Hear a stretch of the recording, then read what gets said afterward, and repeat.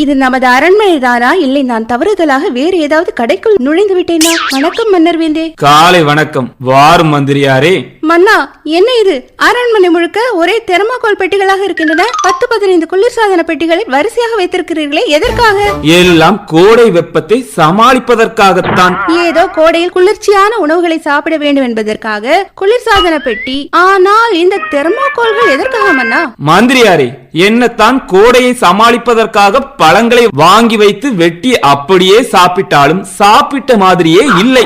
அதனால் தான் அவற்றை எல்லாம் வெட்டி குளிர்சாதன பெட்டிக்குள் வைத்து குளிர வைத்து அவற்றை வெளியே எடுத்து வைத்து சாப்பிடலாம் என்று நினைத்தால் ஒரு துண்டு பழத்தை சாப்பிட்டு விட்டு திரும்புவதற்குள் அடுத்த பழத்துண்டில் குளிர்ச்சி போய்விடுகிறது. அதனால் குளிர்சாதன பெட்டியில் இருந்து பழங்களை எடுத்து அதை தெர்மாகோல் பெட்டியில் வைத்துக் கொண்டு ஒவ்வொரு பழத்துண்டுகளாக சாப்பிட்டால் குளிர்ச்சி மாறாமல் அப்படியே ஜில் ஜில் என்று இருக்கும். ஓஹோ, இதற்கு தான் இத்தனை தெர்மாகோல் பெட்டிகளா? ஆம் மந்திரியாரே, இந்த யோசனை மட்டுமல்ல, இன்னொரு யோசனையும் வைத்திருக்கிறேன். குளிர்சாதன பெட்டியில் தண்ணீரை வைத்து ஐஸ் வாட்டரை குளிர்ச்சி மாறாமல் அப்படியே குடிப்பதற்காகவும் சில தெர்மாகோல் பெட்டிகளை வாங்கி வைத்திருக்கிறேன். ஆக மொத்தம் கோடையில் குளிர்ச்சியாகத்தான் சாப்பிடுகிறீர்கள், குளிர்ச்சியான ஐஸ் வாட்டர் மட்டும்தான் பருகுகிறீர்கள். ஆம் மந்திரியாரே, இந்த ஐஸ் வாட்டர் இல்லாமல் என்னால் இருக்கவே முடியவில்லை. மந்திரியாரே, கோடையில் ஐஸ் வாட்டர் குடிக்குமாறு எனக்கு இந்த மாபெரும் யோசனையை சொல்லி தந்த அந்த ஞானி யார் என்று கண்டுபிடியுங்கள் பார்க்கலாம். என்ன, வழக்கம் போல தங்களது செல்ல பிள்ளை ரோபோ தானே இந்த யோசனை தங்களுக்கு சொல்லி தந்திருக்கும். ஆஹா, அற்புதம். மந்திரியாரே, எப்படி நீர் இதை கண்டுபிடித்தீர்? ஆமாம், இது பெரிய தங்கமலை ரகசியம். கண்டுபிடிப்பதற்கு அதுதான் அந்த ரோபோ தான் தங்களுடனே சுற்றி கொண்டு திரிகிறது. கோடையில் ஐஸ் வாட்டர் குடித்தால் குளிர்ச்சியாக இருக்கும் என்று ஐடியா கூறிய அந்த ரோபோ கோடையில் ஐஸ் வாட்டர் குடிப்பதால் வரும் தீமைகளை பற்றி கூறியதா?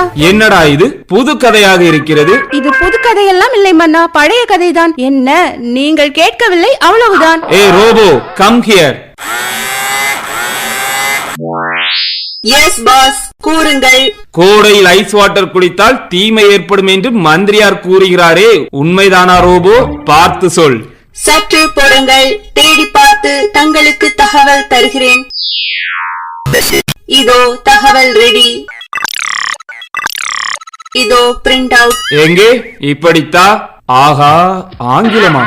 அது மந்திரியாரே, நீரை படித்துவிட்டு தமிழ் படித்து கூறும், பார்ப்போம். ஆங்கிலம் தெரியாது என்பதை எப்படியெல்லாம் சமாளிக்கிறார். சரி, படிக்கிறேன், கேளுங்கள். ஐஸ் வாட்டரை குடிப்பதால் அது உடலில் தேங்கி இருக்கும் தேவையற்ற கொழுப்புகள் கரைவதை தடுக்கிறது. குளிர்சாதன பெட்டியில் இருக்கும் ஐஸ் வாட்டரை குடிப்பதால் உடலில் நோய் எதிர்ப்பு சக்தி குறைகிறது. கோடையில் அதிக அளவு ஐஸ் வாட்டரை எடுத்துக்கொள்ளும் பொழுது அது செரிமான பகுதியை பாதிப்படைய செய்யும். இதனால் நாம் உண்ணும் உணவு செரிமானமாக அதிக நேரம் எடுத்துக்கொள்ளும் மன்னா. அதுதான், எனக்கு எதை சாப்பிட்டாலும் ஐஸ் வாட்டர் குடித்தவுடன் வயிறு சற்று மந்தமாக இருப்பது போல் தோன்றுகிறதோ.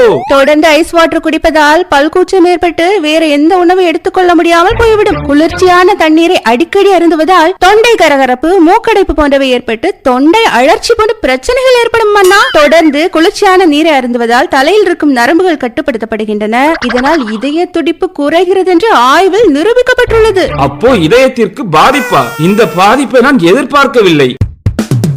ஆனால் மன்னர், தங்களிடம் இந்த ரியாக்ஷனை நான் எதிர்பார்த்தேன். ஐஸ் வாட்டர் அருந்தியவுடன் அது மூளையில் உடனடியாக மோசமான விளைவை ஏற்படுத்துகிறது. இதனால் தான் நமக்கு ஐஸ் வாட்டரை கோடை காலத்தில் குடித்தவுடன் தலைவலி ஏற்படுகிறது. ஐஸ் வாட்டர் குடித்தால் உடல் எடை கூடுமாம் மன்னா.